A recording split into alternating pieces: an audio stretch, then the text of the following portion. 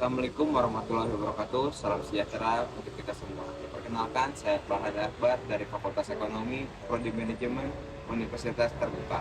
Pertama-tama, marilah kita panjatkan puji serta syukur kehadiran Tuhan Yang Maha Esa atas izin dan nikmatnya kita dapat melakukan sesi diskusi 4 ini dalam mata kuliah Bahasa Indonesia. Virus corona atau COVID-19 adalah virus yang menyerang sistem pada pernapasan. Virus corona bisa menyebabkan gangguan ringan pada sistem pernapasan, infeksi paru-paru, hingga kematian. Virus ini dapat menyerang siapa saja, mulai dari lansia, orang dewasa, bayi, hingga ibu hamil dan ibu menyusui.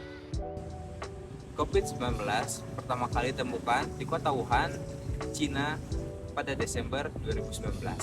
Virus ini menular dengan sangat cepat dan menyebar hampir ke semua negara hingga ke Indonesia hanya dalam waktu beberapa bulan. Hal tersebut membuat beberapa negara melakukan kebijakan lockdown untuk mencegah virus corona semakin meluas. Di Indonesia, pemerintah menerapkan kebijakan pemberlakuan pembatasan kegiatan masyarakat atau dapat kita sebut PPKM untuk menekan penyebaran virus ini. Namun saat ini kebijakan PPKM sudah dilonggarkan menjadi PPKM level 1 di beberapa wilayah seperti Banten, Jawa Barat, hingga DKI Jakarta. Menurut data yang dirilis gugus tugas percepatan penanganan COVID-19, hingga 29 Oktober 2020, jumlah kasus terkonfirmasi positif hingga 6.487.905 orang. 6.305.586 orang dinyatakan sembuh dengan jumlah kematian 158.571 jiwa. Dari angka tersebut, diketahui tingkat kematian akibat jumlah COVID-19 adalah sekitar 2,6%.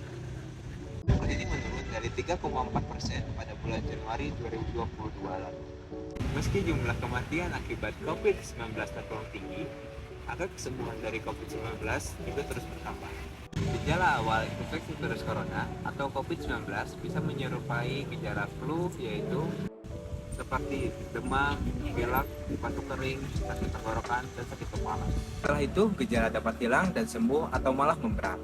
Penderita COVID-19 dengan gejala berat bisa mengalami demam tinggi, batuk berdahak, bahkan berdarah, sesak napas, atau nyeri dada. Secara umum, ada 3 gejala umum yang bisa menandakan seseorang terinfeksi virus corona.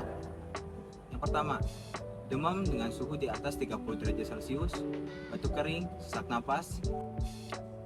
Ada beberapa gejala lain yang juga bisa muncul pada infeksi virus corona meskipun lebih jarang, yaitu diare, sakit kepala, konjungtivitas, hilangnya kemampuan mengecap rasa, hilangnya kemampuan untuk mencium bau, aroma, ruam di kulit.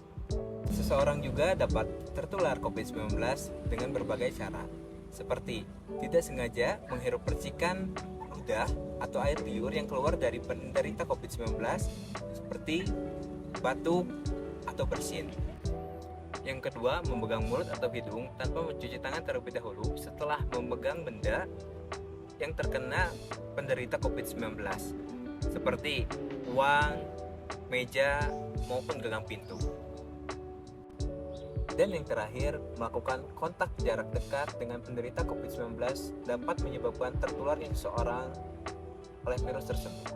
Pengobatan virus corona atau COVID-19 pada pasien bergejala ringan atau tanpa gejala, dokter akan menyarankan untuk isolasi mandiri di rumah sambil tetap melakukan langkah-langkah mencegah penyebaran infeksi virus corona. Ada beberapa tindakan yang dapat dilakukan oleh dokter adalah: yang pertama, meresepkan obat pereda demam dan nyeri yang aman dan sesuai dengan kondisi pasien. Yang kedua, menganjurkan pasien untuk melakukan isolasi mandiri dan istirahat cukup. Dan untuk yang selanjutnya, menganjurkan pasien untuk banyak minum air putih agar menjaga kadar cairan tubuh.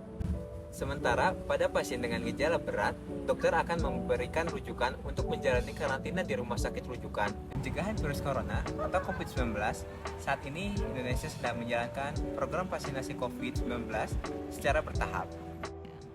Hingga Oktober 2022, data menunjukkan 205.132.557 orang penduduk Indonesia telah menerima vaksin dosis pertama dan sekitar 171.865.802 orang telah melakukan vaksinasi dosis kedua. Tambahannya sebanyak 64.983.827 penduduk sudah menerima vaksin booster dan sekitar 665.661 orang sudah melakukan vaksin dosis keempat. Vaksinasi COVID-19 ini bertujuan untuk membentuk kekebalan tubuh terhadap virus corona. Untuk mencegah tertularnya COVID-19, kita juga dapat melakukan 5M, yaitu memakai masker, mencuci tangan, menjaga jarak, menjauhi kerumunan, dan membatasi mobilitas.